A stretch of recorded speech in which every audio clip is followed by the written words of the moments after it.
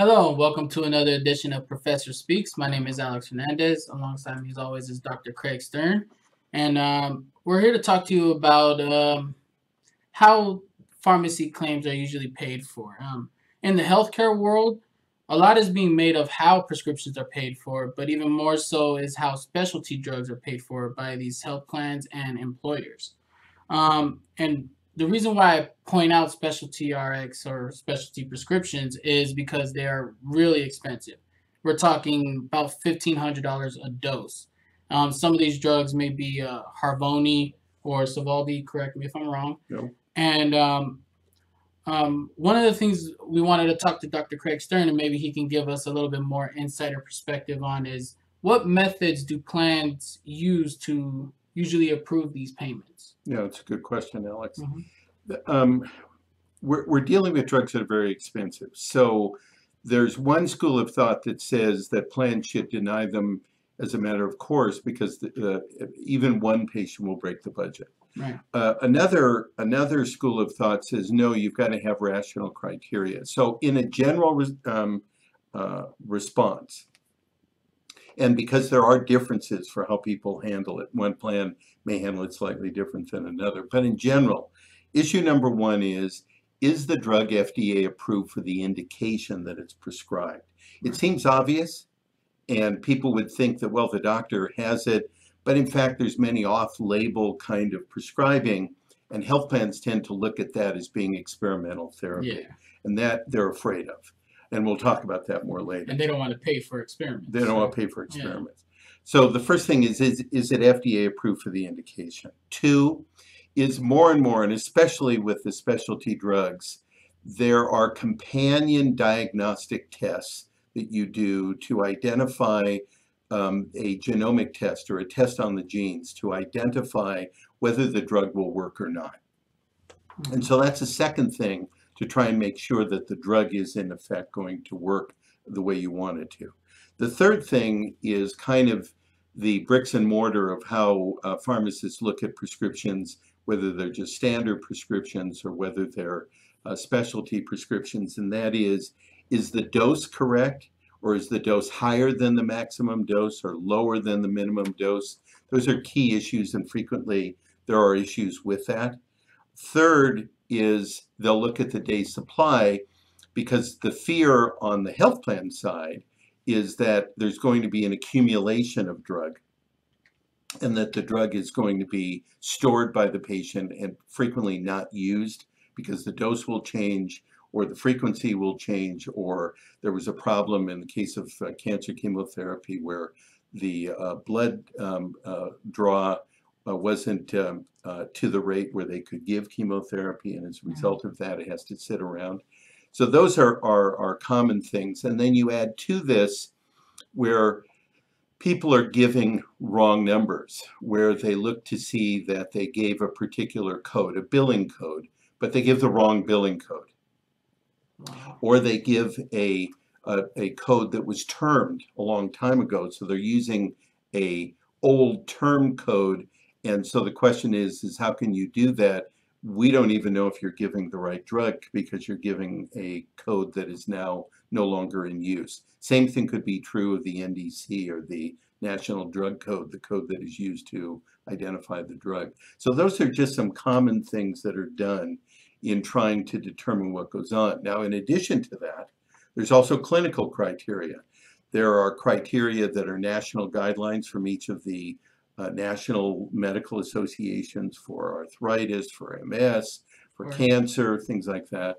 There are cancer criteria like the NCI, National Cancer Institute, and also NCCN guidelines that are used, because frequently drugs are put together in a cocktail, and the cocktail has been studied and there is evidence of it in the NCI, but they've added a drug that doesn't have any evidence. And once again, the concern on the health plan side is that it's experimental, and so they're concerned as to whether they're paying for an experiment. So with all these guidelines, and you mentioned all these criteria that are being used as a benchmark to say that this drug is approved or not approved, how long does it usually take? Because a patient will go into a pharmacy or be prescribed a certain drug and go into a pharmacy and then ask for a drug, how long does this process take to where the plan says yes, it's approved or it's not approved? Like what is the background to Yeah, it? that's a really good question, Yeah. Alex.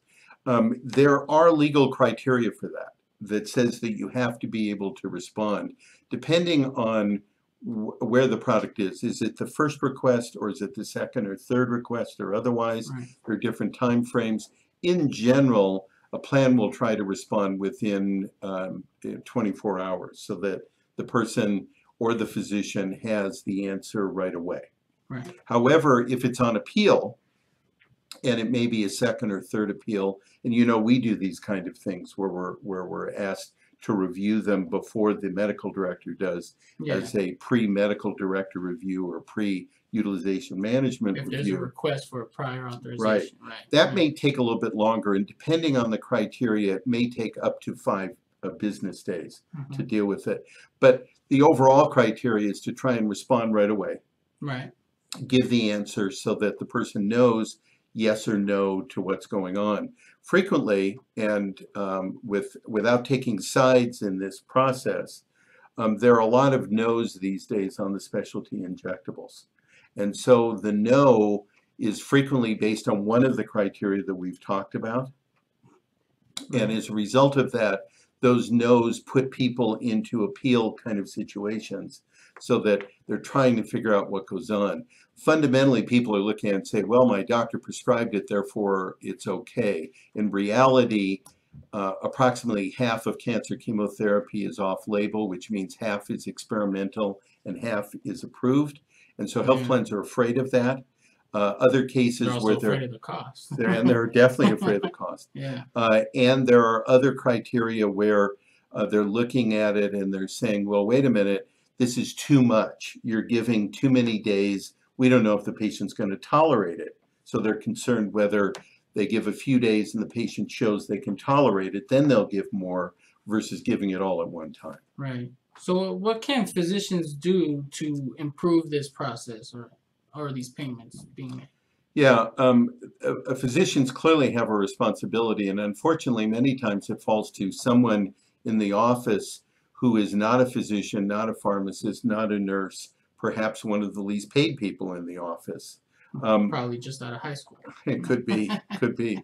But bottom line in that regard is that they have to make sure that they have all of the right codes, that the drug that they're using is approved, that they're giving a reasonable quantity at the beginning to ensure the fact that the patient can tolerate it, that there is going to be a quick review by the doctor about it. You can't put it into an autopilot where it's going to be refilled every 30 days or 90 days or whatever before, in fact, the patient has demonstrated that they have no adverse drug reactions, that they can tolerate the dose, et cetera, et cetera. So frequently it starts out with a short term and then may go to a longer term after it's determined that they can tolerate it. And then the third thing that they need to do is to make sure if there are companion diagnostic tests, have they done the tests or do they have a good rationale why they're not doing one of those tests? Right. And more those companion tests are more and more appropriate and necessary, as well as to make sure that doses are appropriate, et cetera. And so there has to be a general guideline and test that they use if they think that they're going to get these things through prior authorization. Right. What can patients do in this regard? Well, patients are part of the process. In the past, certainly in my parents' time, they was very passive. The doctor wrote the prescription and the patient thought, well, the doctor knows what they're doing, therefore everybody is going to approve it.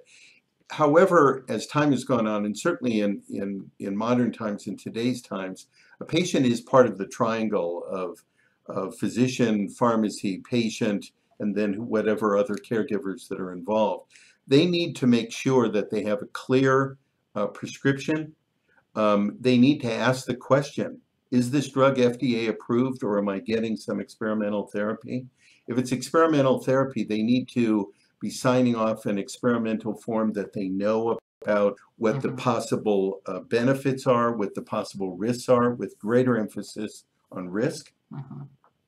and to deal with what the quantities are, where they should be asking if there's going to be a problem, give me some short term of a week or 2 weeks of therapy so I can try it out, make sure I tolerate it, make sure it's there. They need to be able to do that. The second thing they need to do is something we've talked about before. Mm-hmm. They need to ask, is there a generic or is there a biosimilar for this drug, which is less expensive? One is it's less out of pocket to the patient, but two is that it's less cost to the insurance system, so that they're, over the long term, their premiums don't go up because people are Right. using the more expensive products. So those are a few things that a patient can do right off the bat. Right. So I feel like I've been saying this multiple times over all the episodes that we have done is you have to ask the questions. You have to be able to communicate with your physician and obviously have a physician you can trust first, because you now a lot of health plans allow you to choose your own physician and usually one you're most comfortable with.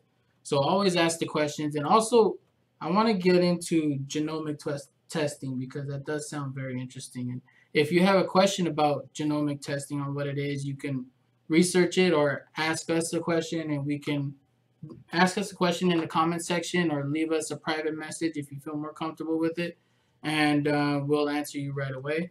That's all we have for today, by the If way. I can Oh, interrupt, yeah, let go me ahead. add one thing. We've written a lot about this. And so if you go into our website, on our educational pieces, on my resume, etc., you'll find articles Mhm. about specialty drugs, the new frontier, about utilization management. What kind of questions do people ask? Right, Some of it may be too technical because it's based on what a clinician would do, but if you get a copy of it, then hand it to your physician, because in effect, this is what you're expecting in order to try and get this therapy approved. right, And third is genomic testing, this codependence now between drug therapy and the genomic test that says, will this drug work or not? right, And so there is stuff in the literature, as Alex is saying, you can go research it. But as a patient, you need to be informed and you need to ask questions. As a physician, you need to be in the position that it's not just I prescribed it, therefore God gave me the ability to prescribe, therefore I'm going to get it. That is no longer true. We need to make sure that all these criteria are met so that there's a greater chance that you're going to have that approved or not. And finally is the issue that therapy has become so expensive mhm, that now people are looking at therapy and they're saying, is this something that I can pay for out of pocket? Is it something that I need to finance? Maybe I need to get a loan or something in order to pay for some of this. yeah, Maybe in some cases, because it's so expensive, can cost upwards of 85,000, 100,000. In the case of some of the cystic fibrosis drugs, $250,000. And this goes on day after day after day, year after year after year. So in that regard, we're putting some of these drugs in the position like buying a house or buying a car, where there's a significant amount of money, and now you have to try and figure out, how am I going to get this financed? How am I going to get this done? mhm, Perhaps there's some charity dollars, perhaps there's some others that come from churches and temples and other religious organizations, and perhaps there's other monies involved. You can certainly see that on the internet or otherwise. But my point about the whole thing is that we're in a different world than we were today, where it may be expensive and we complain about it, but we still pay it, to yeah, something that's so expensive that it's not affordable. And now the question is, what kind of options are there for you? We've talked about it in Pharmacy Benefit News. We have some articles about it, and I'm sure that Em will add that into as a link so that you can read about it. But you need to think about this, because the patient, the doctor, the health plan, the pharmacy, everybody is involved in this process, and everybody has a stake in making sure that someone is getting the right therapy. right, right. And we hope to hear from you, all your comments and feedback on what Dr. Stern is giving. If you have any more questions, please feel free to ask. Please feel free to visit propharmaconsultants.com, where you can also find the many articles that Dr. Stern has written in our education page. And also we have RxInfoX, where you can also get information from all around the internet in the healthcare world. And we'll see you next week.